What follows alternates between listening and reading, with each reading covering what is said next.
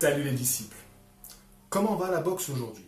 J'aimerais vous parler de l'événement le plus attendu dans le monde de la boxe, attendu par les fans de boxe et les fans que vous êtes, vous qui regardez mes vidéos, parce que j'ai de plus en plus de commentaires très pertinents et c'est ce que je souhaite créer sur cette chaîne de boxe, c'est qu'on me laisse des commentaires intéressants qui me permettent, moi, de vous faire des vidéos encore mieux par la suite. Et donc l'événement qu'on attend tous, c'est, vous l'avez vu dans le titre de ma vidéo, c'est Gennady Golovkin contre Saúl Alvarez. Alors ce combat, c'est le combat de la génération 2010. Je vous ai déjà parlé de ces deux boxeurs dans des vidéos précédentes, parce que forcément on ne peut pas passer à côté. Tout fan de boxe, ou même personne qui s'intéresse au sport qu'est la boxe anglaise de près ou de loin, a déjà entendu parler de ces deux boxeurs-là. C'est les deux gros noms de notre génération, parce que depuis plus de 5 ans, ils dominent leurs catégories respectives. Donc, pour Alvarez, c'est parti des welter, puis des super welter. Et il a fait une petite touche en poids moyen, on va en parler tout de suite. Et pour Golovkin, triple G, lui, c'est les poids moyens depuis le début, donc depuis 2006 où il devient champion du monde. Il n'a pas bougé, il est resté en poids moyen. Il y a eu des rumeurs qu'il allait changer de catégorie, mais ça reste que des rumeurs. Donc, c'est des catégories qui sont assez proches. Et donc, pour parler de ce grand combat, ce grand événement, on va balayer ces trois catégories, c'est-à-dire welter, super welter et les poids moyens. On ne va pas aller plus loin parce que ça ne rentre pas dans notre débat. Donc, je vous ai dit, c'est un débat, c'est-à-dire c'est une discussion. Donc, je vais donner mon avis, un petit peu ce qui m'énerve un peu dans ce débat-là et ce qui me motive, ce qui me donne envie, parce que ce combat-là, j'ai envie de le voir comme tout fanat de boxe, comme tout amoureux du noblard, je veux voir ce combat. C'est le combat qu'on veut vivre. Chaque génération a eu son grand combat. La dernière génération, des années 2000, c'était Pacquiao contre Mayweather. C'est le combat qu'on voulait tous voir, et c'est le combat qui est arrivé trop tard. Mais c'est le combat de cette génération, c'est le combat qui marquait cette génération, et souvent ces combats, ils arrivent tard. Enfin souvent, maintenant. Parce que la boxe business fait monter les enchères jusqu'à ce que le combat soit à un prix exorbitant. Et du coup, là, ils nous font le combat. Et ce qu'on perd, c'est la qualité. Parce que si Pacquiao et Mayweather avaient combattu il y a 5 ans, ça aurait été fabuleux. Ça aurait été merveilleux. Mais voilà, ça a tardé. Parce qu'il voulait faire monter les prix, mais aussi parce que Pacquiao, c'est vrai qu'il a connu des défaites. Mayweather, jamais, alors que Pacquiao, quand il s'est pris son KO en 2012 contre Marquez, ça a fait tomber un peu la barre du chiffre, du chèque pour Mayweather, et du coup, il a patienté. Bref, c'est pas le débat du jour. Le débat du jour, c'est est-ce que Golovkin et Alvarez vont s'affronter? Et s'ils vont s'affronter, quand? Parce qu'on en a parlé il n'y a pas si longtemps. C'était arrivé, c'était presque abouti. Parce que Alvarez était monté. Comme je vous l'ai dit, Golovkin, il est dans sa catégorie, il ne bougera pas. Il y est bien, il a fait toute sa carrière là-dedans, et pour l'instant, il n'a aucune raison de bouger des poids moyens. Et surtout pas de descendre d'une catégorie. C'est très compliqué pour les boxeurs de descendre de catégorie.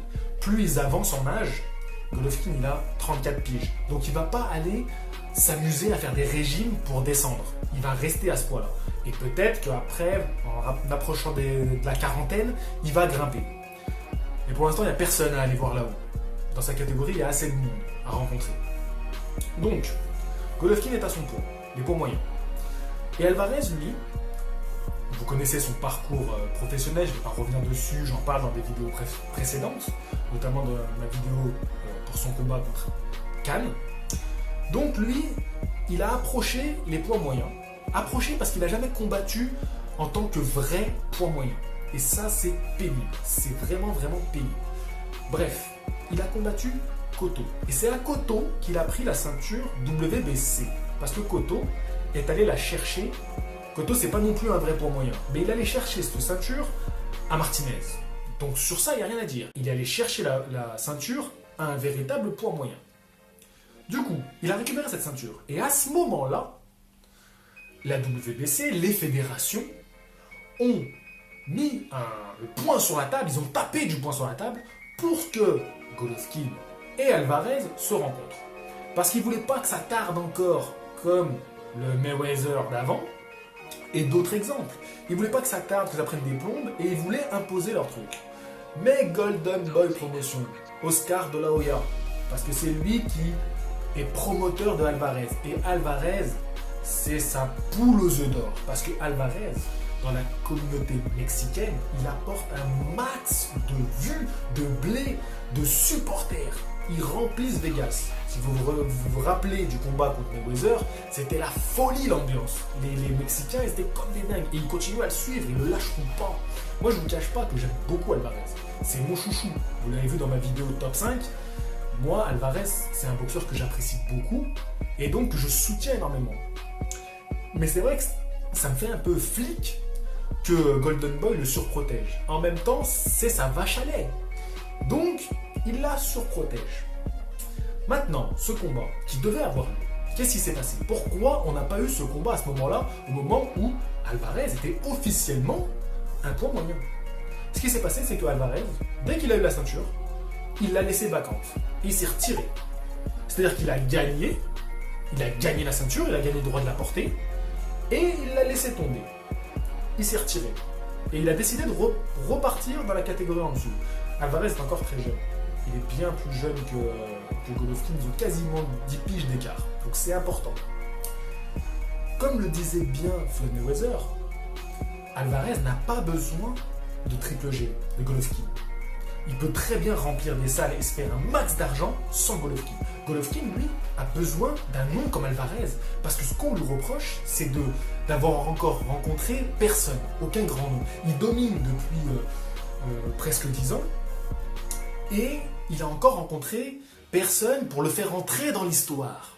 On disait que David Lemieux, c'était le grand combat.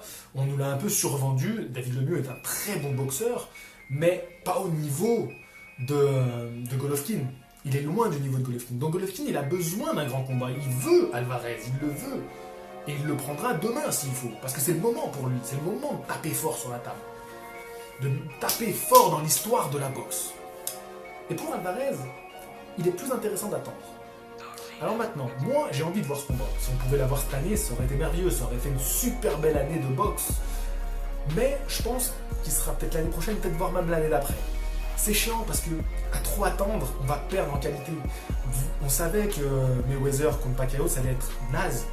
Mais on a tous alimenté la pub de ce combat. On n'a jamais autant parlé de boxe que quand il y a eu ce combat-là. Et pourtant, on savait que ça allait être un combat médiocre. Que ça allait être un combat tactique. Qu'il n'allait pas avoir du spectacle à la Leonard Hagler. Pourtant, on a tous rêvé de ça. On voulait voir un Leonard Hagler. Un Hagler Duran. Et on n'a pas eu ça. On n'a pas eu ça. Et quelque part, on le savait. Mais on a quand même fait de la pub. Donc c'est un peu de notre faute si la boxe business fait ce qu'elle veut. Parce que nous, en tant que spectateurs, on n'impose pas assez de voir des nouveaux boxeurs faire vite des grands combats. Et on accepte ces combats arrangés, ces combats bidons. De voir un Alvarez Khan, enfin, qu'est-ce que c'est que ce combat? Encore, Alvarez Cotto, c'était intéressant. Voilà, c'était un combat de génération, comme je l'ai expliqué dans ma vidéo. C'était un combat de deux générations qui se rencontraient, et c'était intéressant à voir, et ça a donné un chouette combat. Cotto, il a toujours fait son taf. C'est un boxeur pour qui j'ai un profond respect. Maintenant, on va revenir un petit peu sur Alvarez qui redescend. Pour moi, c'est bien. Je vais vous le dire, pour moi, c'est intéressant parce que je veux que Alvarez fasse le ménage dans sa catégorie et je veux que Golovkin fasse le ménage dans sa catégorie. Parce que j'en ai un peu marre de ces boxeurs qui font ce qu'ils veulent quand ils sont champions. Il y a des boxeurs qui ont taffé dur pour grimper, qui ont leur chance et qui méritent de monter sur le ring pour tenter d'avoir la ceinture de champion du monde. Chez les poids moyens, il y a quand même, depuis quelques années, c'est vrai qu'il y a un moment où Golovkin n'avait vraiment personne à rencontrer. C'était mort. Enfin, c'était mort, c'est une façon de parler, mais là, depuis quelques années, il y a du niveau. Il y a Saunders, qui a pris la ceinture WBO, si je dis pas de bêtises, dans un combat pitoyable. Franchement, contre Andy Lee, j'ai été très déçu. Parce qu'Andy Lee, c'est un puncher, et je l'aime beaucoup. Enfin, je l'aime beaucoup. Pas je l'aime beaucoup, mais j'aime bien les punchers. Et il m'a déçu. Déjà contre Killin, il avait fait un combat assez trop dans l'attente. Il y avait très peu de coups. On s'était un peu fait chier. Et là, Sanders contre Andy Lee, on s'est vraiment fait chier. Par contre, il est là, Sanders, il a la ceinture de WBO, si je dis pas de conneries. Il y a Daniel Jackson, qui lui aussi est présent, qui a mis un KO incroyable contre Killing, justement, qui est là, qui attend son tour. Donc voilà, pourquoi pas donc Daniel Jacobs, excusez-moi, qui est un invaincu. Et lui aussi, il attend sa chance. Excuse-moi, Daniel Jacobs, il a une défaite. Je vais quand même regarder mes notes parce que je ne voudrais pas vous dire trop de bêtises maintenant que je vais donner des noms. Donc je vais ralentir un petit peu la cadence. Mais c'est important pour moi qu'on soit au clair. Donc chez les poids moyens, je vous ai dit, il y a Sanders, il y a Andy Lee, il y a Peter Killing et il y a Chris Eubank Jr. Chris Eubank Jr. qui lui est en train de revenir. C'est vrai qu'il a connu une défaite contre Sanders justement, mais là il revient fort, il revient très très fort. Et ces boxeurs-là, ils méritent leur chance contre Golovkin.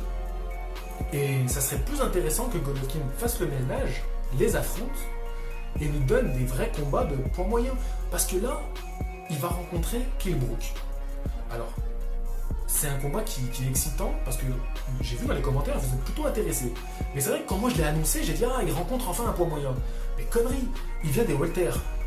Et heureusement que vous me l'avez dit dans les messages, heureusement que vous êtes là. Franchement, moi je compte sur vous pour me rectifier quand je dis des conneries. Quand sur Infobox je l'ai annoncé, je m'étais planté. Je croyais vraiment comme ça, pourtant je le savais. Mais quand j'ai eu l'info, je pensais que c'était un vrai poids moyen et j'étais content. Eh ben non. Et ça nous a fait un peu le même effet que quand l'annonce de Amir Khan contre Alvarez est tombée. On s'est dit, mais merde, Amir Khan, d'où il sort? C'est pas sa catégorie, ça n'a rien à voir. Et là, c'est pareil. Kell Brook, c'est un invaincu, c'est un nom, c'est très bien. Golovkin, en plus, revient boxer en Europe, parce qu'il va boxer à Londres. Mais c'est pas ce qu'on veut, c'est pas ce qu'on attend. C'est injuste pour tous les poids moyens, les vrais poids moyens qui attendent leur tour. Et c'est un peu la même chose du côté des welter et des super welter. On a des super noms dans la catégorie des welter. Je vais vous le dire tout de suite. Alors, il y a Lara. Lara, il a déjà rencontré Canelo. Donc, moi j'aimerais bien une revanche. Ça serait intéressant chez les super welter. Et Lara, en plus, il a défié Golovkin. Ça aussi, ça pourrait être pas mal comme combat. Il y a les Charlot, les frères Charlot, les deux jumeaux, qui sont détenteurs de ceinture tous les deux. La même, bien sûr, mais chacun a une ceinture dans la même catégorie, les super welter. Ça aussi, c'est un record, je vous le dis comme ça au passage entre parenthèses, c'est un record, c'est du jamais vu. Ils sont devenus champions du monde dans la même catégorie, le même soir en plus, lors de la même réunion, deux frères jumeaux. Donc aussi, ça pourrait faire des combats intéressants contre Alvarez. Donc ça, c'est plus pertinent pour moi que Alvarez fasse le ménage dans sa catégorie. Et enfin, il y a les welter, donc la catégorie juste en dessous, et là, c'est des catégories magnifiques. Il y a Pacquiao qui est encore en activité, donc pourquoi pas rencontrer Alvarez? Je vais vous dire après mes combats que j'aimerais voir, moi. Je vais vous donner ma liste de combats que j'aimerais bien voir. Avant d'avoir Golovkin contre Alvarez. C'est les combats que j'aimerais voir avant. Il y a Jesse Vargas, qui avait fait un très beau combat contre Bradley. Donc pourquoi pas, lui aussi qui mériterait sa chance de monter, donc du coup d'une catégorie pour affronter Alvarez.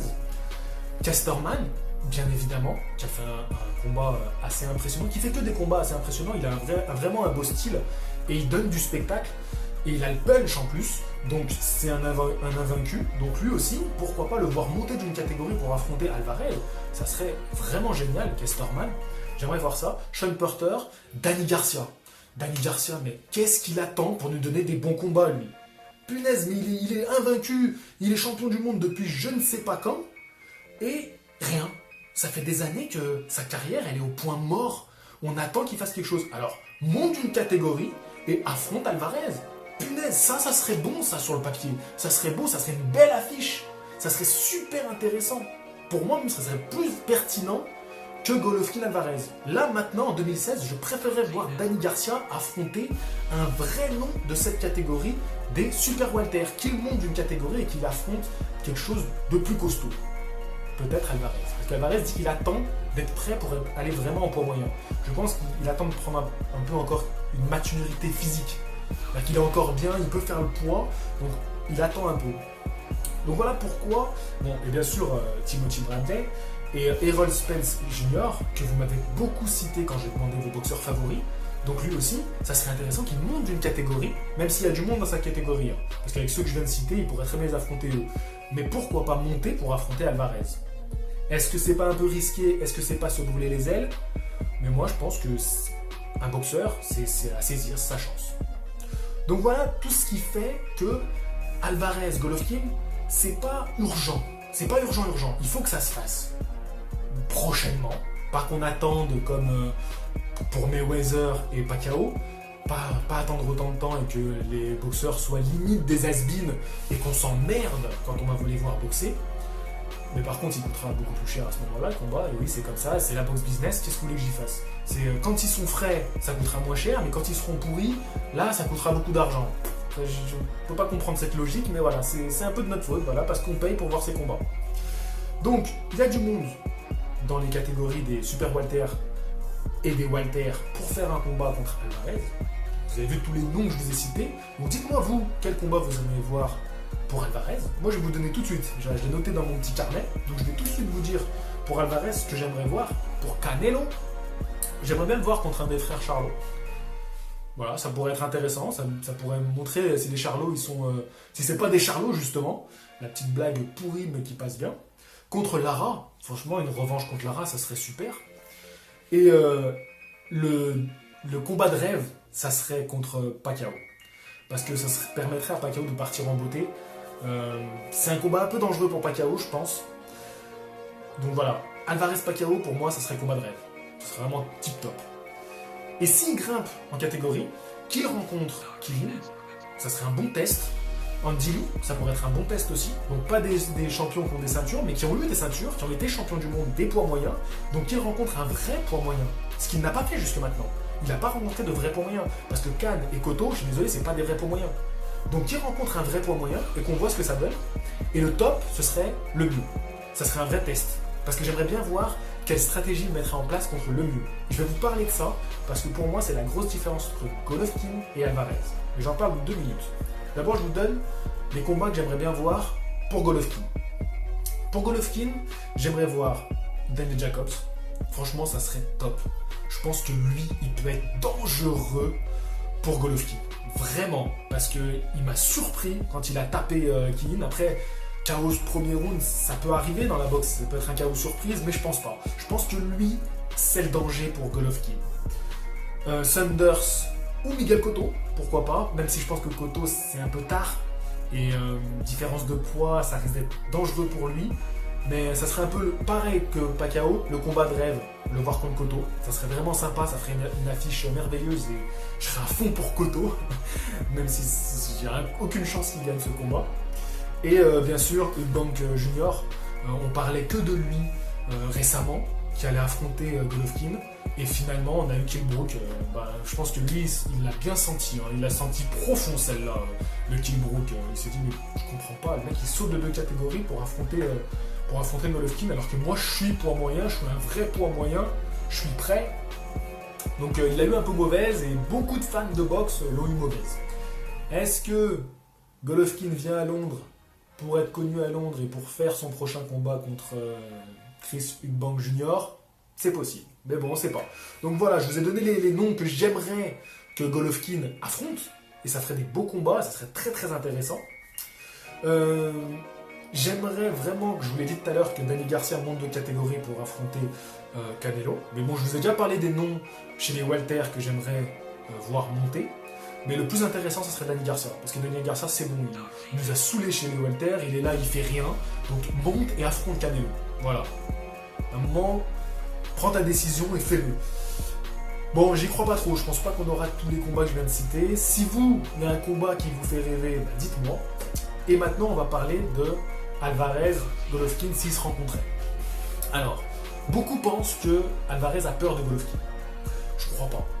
Moi, je suis assez serein sur la force psychologique et physique de Alvarez. Et je pense pas qu'il ait peur parce que lui, il a rencontré vraiment des noms qui auraient pu le faire flipper. Et il y est allé. Il a toujours fait son combat. Mais, parce qu'il y a un mais. Il y a un truc auquel j'ai pensé quand j'ai vu Golovkin affronter David Lemieux. Parce que David Lemieux, il a un peu le profil de boxeur d'Alvarez. Il rentre dedans, il est fort, il est puissant, il a des enchaînements rapides. Pas très bon en déplacement, mais il avance. Et Golovkin, il avait largement de quoi, en termes de puissance et de rapidité, aller à l'affrontement physique, donc faire front et le prendre à ce jeu-là. Mais Golovkin, il a mis une stratégie en place. Déjà, dans les conférences de presse, il disait « Oui, ça va être une guerre, je vais aller à la guerre, je vais aller au combat ». Et sur le ring, c'était tout autre chose. Sur le ring, il a travaillé à distance, il a travaillé avec le jab, il l'a complètement empêché de faire ses enchaînements. Et c'était, en termes de technique, de combat, magnifique. Et là, je me suis dit, Golovkin, il est plus complet que Alvarez parce que lui, il sait s'adapter à son adversaire. Alors que Alvarez, il fait sa boxe. Il est sûr de sa boxe et il fait sa boxe. À la latino. Vous voyez, on dit souvent que Golovkin, c'est le Mexican style. Et ben moi, je suis pas d'accord. Golovkin, c'est un boxeur complet, c'est un boxeur très technique, et il est très intelligent et il boxe avec sa tête. Mais il est puncher, il est puissant, et c'est pour ça que vous pensez que c'est qu'un bourrin. Mais non, c'est pas qu'un bourrin, ça je le pense pas du tout. Alors que Alvarez, lui, s'il est contre un dur, il va y aller à la dure, et il va attendre le chaos. On l'a bien vu contre Khan, il n'a pas mis de stratégie en place, il aurait pu le faire. Il attendait qu'une chose, que Khan soit un peu mort, de placer son coup dur et que ça soit terminé. Il a cherché à faire ça tout le combat, placer son coup dur, c'est tout. Il savait que son coup dur allait arriver à un moment donné dans le combat, il a juste attendu et il l'a donné. Voilà. Donc c'est pour ça que je trouve que Alvarez, là-dessus, il est plus limité.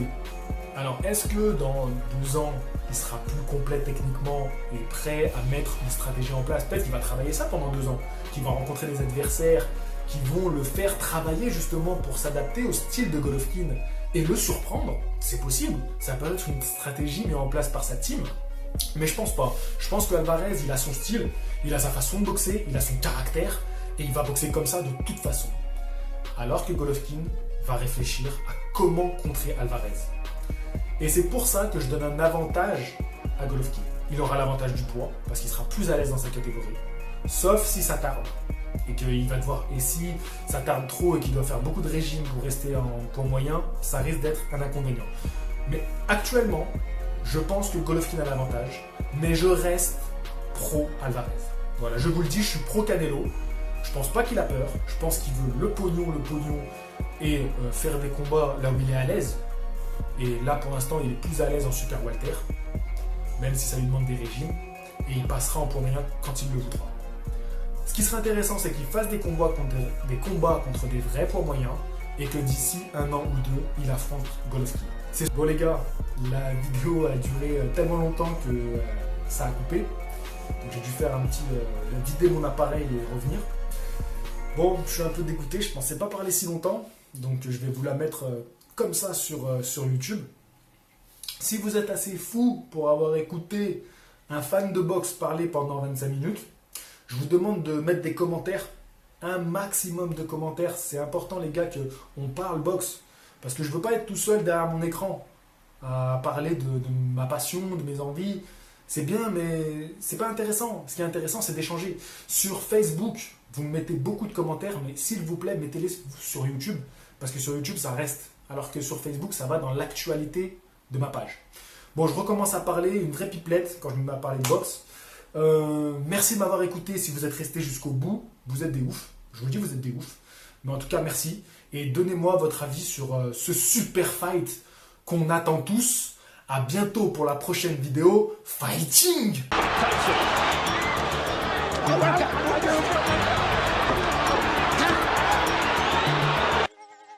I'm sorry, Evander. It's your ear.